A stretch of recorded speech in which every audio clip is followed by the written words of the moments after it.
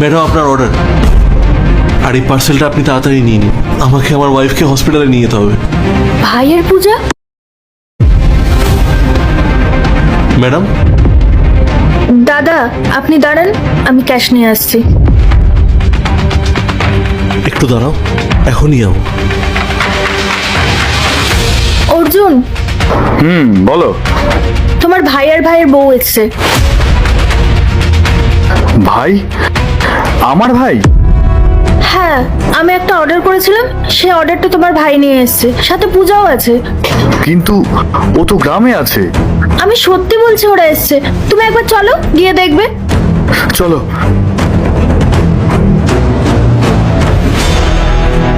ভাই,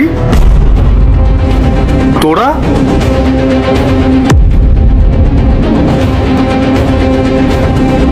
দাদা, তুই এখানে? এসব ছাড়, তোরা ভেতরে আয়।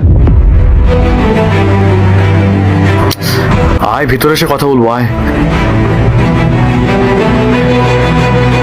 আস্তে এসো, আস্তে।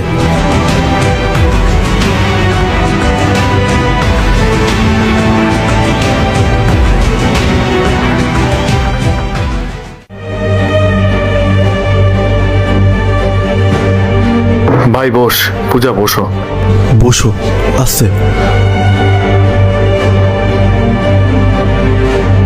ভাই, এসব কি?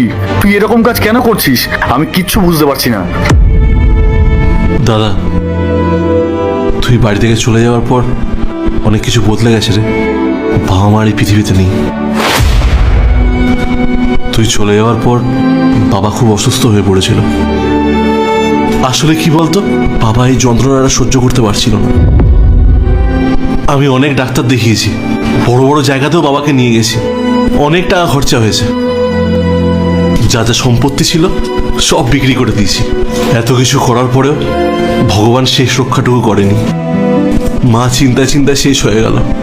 বিশ্বাস কর দাদা, তোদেরকে বাড়ি থেকে তাড়ানোর পর ওরাও খুব চিন্তায় থাকতো। সবসময় জানিস তোর আর বৌদির খোঁজ করতো, তোরা কোথায় আছিস, কেমন আছিস। কিন্তু আমি কিছুই করতে পারলাম না। কি করবো বল? এত কিছু হয়ে গেল, একবার তো আমায় জানাবি তোরা। আর আমি তো তোদের খুশির জন্যই বাড়ি ছেড়েছিলাম। আমরা একে অপরকে খুব ভালোবাসতাম, তাই জন্যই আমরা বিয়ে করেছিলাম। বাবা মাকে অনেক বুঝিয়েছিলাম, কিন্তু ওনারা আমার কোনো কথাই শোনেনি। আমাদের জন্য ওনাদের মান সম্মান নষ্ট হচ্ছিল, তাই বাড়িটা ছেড়ে দিলাম। কিন্তু কিন্তু ওনারা যে নেই, সেটা একবার জানাবি তো আমাদের।